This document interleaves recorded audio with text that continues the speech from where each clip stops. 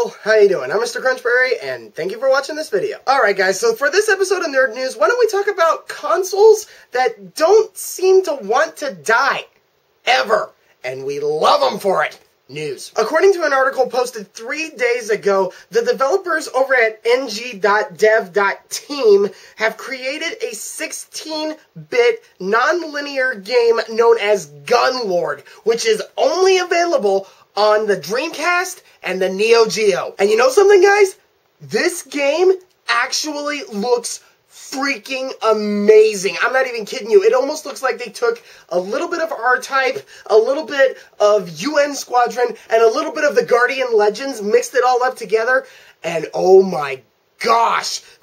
Oh, yeah, and then you throw in a little bit of Super Metroid where you're going around shooting things, the exploration aspect of it and everything like that.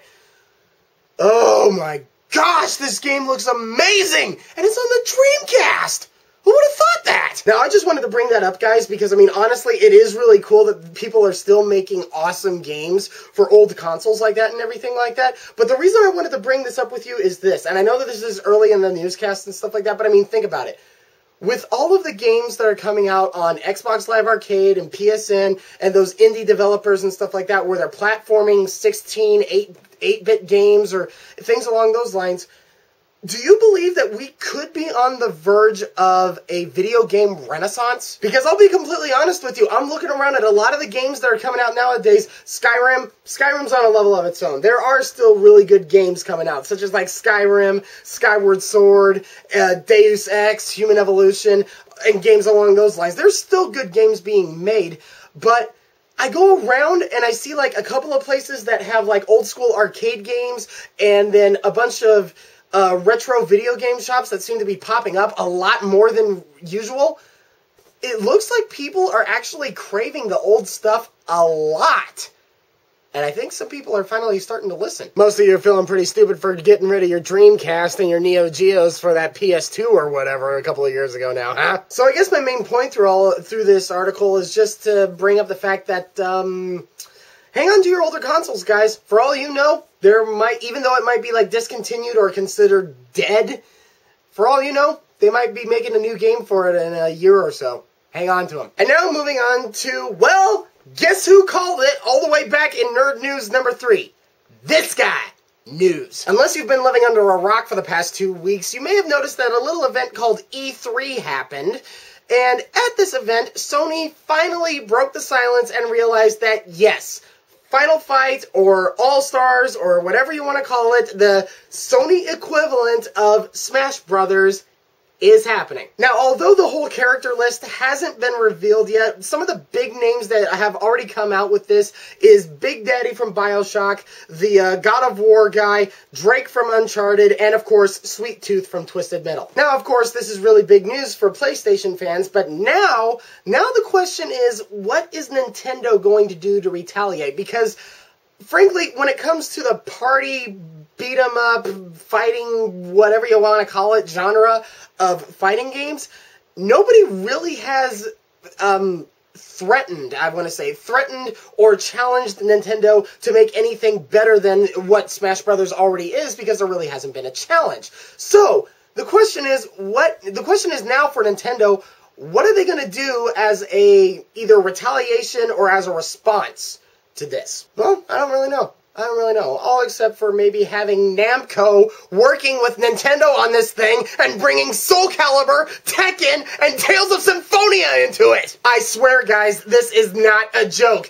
Namco is going to be working with Nintendo on the next Super Smash Brothers game, and in response to this, with Namco and Bandai being brought into it, Tekken, Soul Calibur, the Tales series, and many of the other ones, it's even rumored that maybe Mobile Suit Gundam might be in this thing. Now, before you guys start freaking out about how, oh, Namco's gonna come in and it's gonna wreck everything, we can't have them do anything to Smash Brothers or anything like that, chill out.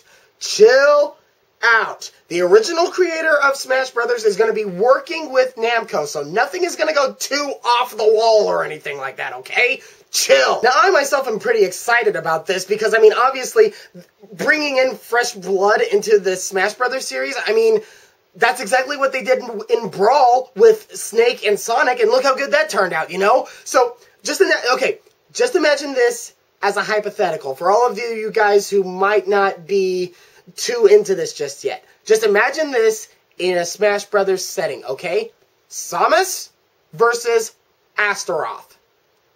I would pay money just to watch that fight. I'm going to keep my eye out for this one, guys, because apparently this is supposed to be released with the Wii U and the Nintendo 3DS or whatever. So there's also a possibility, think about this, there's also a possibility to be able to play this, a Smash Brothers game on your 3DS against people who are playing the Wii U, and hopefully, I'm hoping that with this new console, with the new Wii U, Nintendo's finally going to be able to get the Wi-Fi thing right. But if they do, oh my gosh, this could be enough to get Nintendo right back up there where they need to be. And now moving on to, I have got to show you some of the awesome stuff that I bought at the Seattle Retro Gaming Expo, and I know that some of you guys are probably going to want to buy this thing.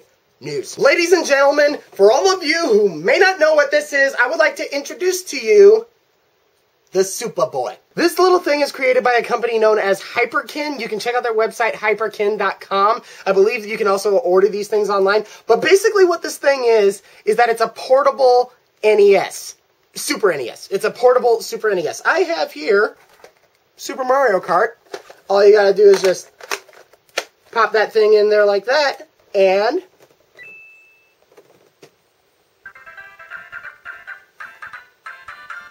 how cool is that? Now, I know what some of you might be thinking. What the heck are these? These kind of look like controller ports. Well, they are controller ports. I seriously couldn't believe it. This was like the tipping point. I wasn't sure whether or not to buy this thing, but here's what I figured out. You can plug AV cables into this thing. You plug AV cables into this thing right here, you plug it into a TV, and then basically this thing works as a Super Nintendo, and you can plug it into your TV, plug 2 controllers into this thing. So basically, you bring this over to a friend's house with a couple of games, and you only need to bring this as opposed to lugging around the big old Super Nintendo. And one other thing I want to mention about this thing, just, you know, obviously it's awesome. The battery life is really nice. It's, granted, you know, it's a little bulky, but I mean, you're still able to play it pretty good. But if you needed another tipping point with this thing as to, oh, well, why should I buy this or whatever, it plays Super Famicom as well. Yeah, so if you have a Super Nintendo and you're not able to play Super Famicom games, you can then get this thing and start a collection of Super Famicom, because now you know how to play it. Once again, guys, if you want to get a SupaBoy, that's actually how it's spelled, S-U-P-A-B-O-Y. If you want to get one of these things, check out the guys over at hyperkin.com. I believe that's what their website is. If it's not that, you can Google search it. You'll be able to find it pretty easily. Usually one of these things go anywhere between 60 to 75 bucks or whatever. Totally worth the money, though. You would not believe how much Donkey Kong Country I've been playing on my lunch breaks at work. And now we've reached the part of the show where I like to say, shut up and watch this. Okay, this time around, guys, I'm actually not going to show you the trailer. I want you guys to go down to the URL and watch this thing, because I don't want to give away any spoilers, but instead what I'm going to do is I'm going to show you this screenshot. Here we go. Take a look at this, guys. Take a look at this. This is a bad guy support group in this movie that has M. Bison, Zangief, Bowser, a Pac-Man ghost, and the devil from Ghosts and Goblins in this thing in the same room. I'm not gonna lie, guys. I saw the trailer for this thing. It's gonna be coming out in November. I seriously cannot remember the last time I was this excited for a movie coming out. So I guess the big question for you guys this time around is in regards to the Super Smash Brothers combining with Namco or whatever. What do you think? Is it gonna be awesome? Do you think it's gonna fail? Keep in mind that Nintendo has worked with other developers in the past.